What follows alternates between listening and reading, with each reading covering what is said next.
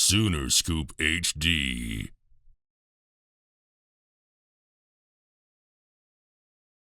Jeff, I want to ask you just a little bit about recruiting. What's the message to some of the recruits, some of the commits you have right now? When you guys are struggling a little bit, what message do you portray to those guys? Yeah, staying the course and knowing that there's a plan, and understanding that, again, leadership, not going to flinch, and continuing to believe in the plan, and understanding that we're going to get there and be where we need to be. How much right now do you know the needs of your football program, of your offense right now, compared easily to what you had last year when you came in? Yeah, I mean, it's completely different just from the standpoint of understanding exactly what we have now, being 9 games into this thing. Going through a spring, going through a summer, going through 9 football games. You know exactly where we're at from a roster standpoint and what those things are to make sure that we're getting done through recruiting. One more question, if you don't mind. 23, 24, is it just a balance of keeping those 23 guys intact versus attacking 24 and getting that jump start? How do you balance that at this time of year? Yeah, it's constant. That's normal. That goes with exactly what we're doing right now, and that's year to year. So that really hadn't changed much from that standpoint, recruiting all those classes. I know we asked you about the specific fourth down choice on Saturday, but more broadly, I want to ask you about just the way that the thinking has evolved in when you go for it, how often you go for it, things like that. How have you seen it change in college football since you've been a part of it, and how has your personal feelings or philosophy changed since you've become a coach? Yeah, I think it's changed quite a bit. Obviously, the analytics piece of it, and using analytics throughout a game and understanding what conversions on fourth downs can do for you throughout the flow of a game, and how it can affect the end.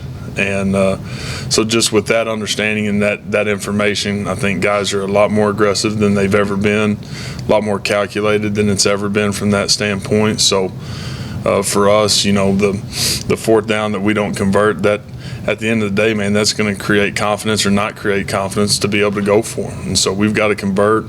That's a play that that was a big one. And at the end of it, again, I think it affects us not going for it later on in the game.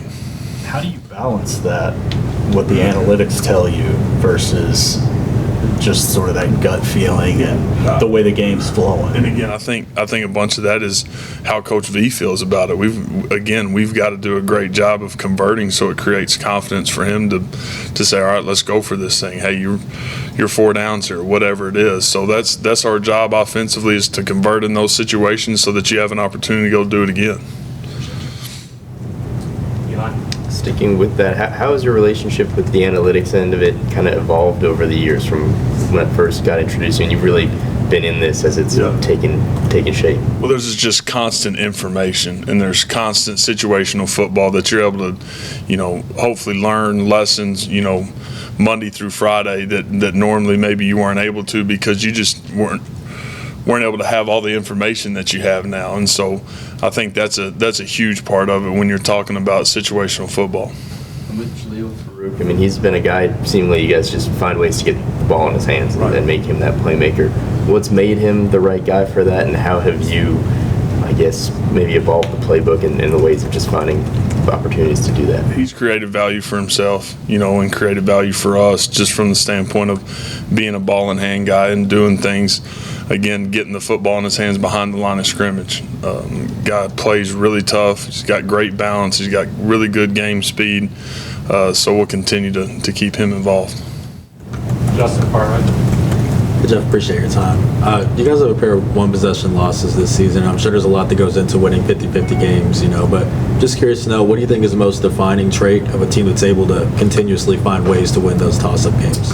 I think it's taking care of the football. Not putting yourself in a hole, being able to play from ahead and not having to play from behind. I think that's a huge part of it. And then taking advantage of every opportunity that you get. The 4 drives in the second half. Our first drive, we go 3 and out. A really bad drive there. And then on the third drive had, a real chance to go get points. we have the false start, and then we end up punting right there on 4th and 3 and don't convert. So you got to take advantage of opportunities. It's performance-based business, and you got to make plays and find ways to convert. Jeff, on the 3 interceptions that Dylan threw, all were tipped in some way. What did you see on all those throws, and should he have made those throws? Or what did you think about him, how he did throw those balls? Yeah, the first one we went back, just had a chance to get it out of our hand a little earlier on to the field side, and then the second throw was an absolute incredible ball. Frustrated by that one with the outcome, but he threw just a great ball. B. Will gets his right hand on it, wasn't able to get his left one up, and then the third one, going through it and talking through it, Dylan hadn't done that all year. He has not put the ball in harm's way, and he did there, and he knows that, and we want that one back. As far as your offensive line in the game, you talked about the 4th and 1 that you didn't get. In that game, that's a pretty good defensive line. How did you feel like at the end that group, that unit played overall? We played good up front. Played really good up front. We dented those guys, played physical, played hard. Still, here we are Monday at lunch, said it right after the game. The most frustrating part is there was so much good on tape, but you don't get to enjoy that because of all the other things. And we got to play better, and we got to play to win. But big boys played good. Yeah, Jeff, 31 touches for Eric Gray Saturday. What's it been like just to see him take his game to that next level? He's been a stud, man. He's been so consistent on and off the field. His daily routine, how much time he spends in the building. Again, since we've been here, Eric's been a pro. Proud of him. He's had a bunch of production because of what he's put into it. Going to need him to go have a big one on Saturday too. Jeff, you mentioned Dylan's interceptions there. Obviously, he had just one interception coming into the game. Had done a good job taking care of the ball all season. What does the bounce back process kind of look like following an uncharacteristic 3 interception game? How involved are you with him getting him back, or do you kind of have to trust him to bounce back? No, I'm definitely involved, but Dylan's played a lot of ball. And again, you go back and you watch the tape, and the third pick was, again, something that we want back. He has not put the ball in harm's way, but the first 2 really, it goes off a guy's shoulder pad and hits the guy right in the gut, and that's part of stepping in the arena. And then again, the second one was a great ball. Couldn't have thrown it any better. So there's just frustration in the outcomes, and he's a guy, again, that's played a lot of ball, and he'll be ready to go play his butt off. Well, I mentioned Eric Gray, obviously, the 8 catches. Is that something, that dimension of him, it seemed like Dylan found him in some short yardage throws. Is that something that, can really be there moving forward too? Absolutely. A lot of that was what we were getting defensively. Felt like that was going to be the case. And EG did a great job making some of those plays and pitching and catching and creating some big first downs for us. Hoover, back left. Yeah. Jeff, I know what you said about the 2 tip balls, but do you have to, as the quarterback's coach or coordinator, whatever, you have to kind of approach Dylan a little bit, maybe trying to repair his confidence, make sure he's not getting down on himself or anything like that? Yeah, just through meetings and talking and constant discussion since Saturday when we got off the field. Obviously, I think everybody's aware of our relationship, how much trust and confidence I have in him. I think it's likewise, and he's a guy that's played a ton of ball. He's been in the building all day today. He's spending his own time watching his own tape, doing recovery, and he's going to go about his business the way he did, last week. But he'll be ready to play, and he'll be fully confident in the plan and what we're going to go do on Saturday. I'm also curious about the first interception. The defender was in the lane. Is that something that he should see or pump fake or throw around, or you see guys going sidearm these days, you know what I mean? Yeah, the very first one was one where we were in quick game and the ball really should have came out a little bit quicker to the field side, that first read. The outcome of the play was very frustrating, obviously. Part of it was because we were late, and the other part of it was guy tips it and guy makes a good play on the ball while it's in the air. Second row missing you. Jeff, you got 2 straight games without Javonte now. How much do you feel like you've missed him broadly, but also I feel like maybe in some short yardage situations?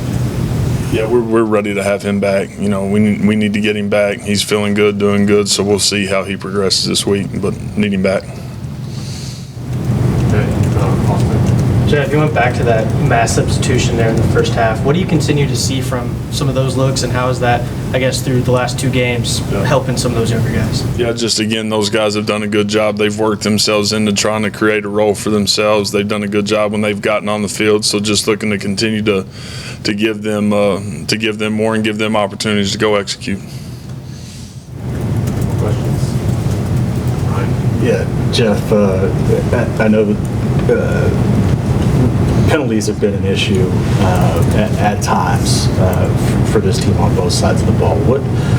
How do you go about correcting that, especially during a season, to try to just clean things up a little bit in that regard when those seem to be a common thread in some of these tight games? Yeah, I think that the biggest thing is being able to understand playing penalties and non-playing penalties. Non-playing penalties are inexcusable.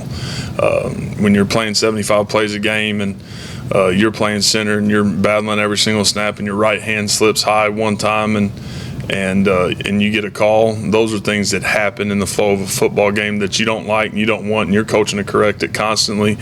But the pre-snap penalties, the 2 false starts, can't be part of the game. So them just understanding how crucial that is. It's not just a 5-yard penalty. We go from 2nd and 4 to 2nd and 9 to 3rd and 4 and then end up punting the football instead of being first down and creating points. And you look at the scoreboard at the end of the game, 3 points is, it's a huge help. So just understanding how big of a deal it is and continuing to stress that. Pretty frustrating to see as many, like you said, non-playing penalties at this point of the season. Yeah, those 2 for us were, again, just inexcusable. Can't happen. Back to James. Jeff, at wide receiver, I noticed that, you went with a little bit of a different look with Farouk outside, and and what you did with Marvin, and you had Drake inside, and Willis and Theo kind of came off the bench and things like that. Talk about what you're trying to do there and what you're looking for there out of that unit and that look. Yeah, looking for production, looking for guys to strain and play as hard as they possibly can to get us to +1 at the end of the day. I mean, that's what we're looking for. And so rotating those guys, rolling those guys the way we feel is best so that we've got fresh, fast guys on the field while at the same time giving guys the opportunity to go be really productive. What do you see out of West Virginia defensively? Yeah, they're a group that's played a lot better at home. They've played tough at home. Very aware of how tough it is to go to Morgantown and go win. So noon kick up there, we're going to need to strap up and be ready to go play. And last one, back to John. I wanted to ask about the process of the final play of the 3rd quarter, 3rd and 4. And it looked like you guys were going a little tempo there, but the quarter was ending, hurried into what became a run that was stuffed. Could you have gone to the quarter break there and assessed things, or did you like that play call and how it shook out? Yeah, felt like we wanted to play with pace right there to give ourselves a chance to get to a 4th and 1, 4th and 2 to go ahead and go for it. That didn't happen. Did not execute really up front. We were really good there and didn't execute on the perimeter, but that was a deal where we wanted to get ourselves into a 4th and 1, 4th and 2 to go for it and didn't get there. Sooner Scoop HD.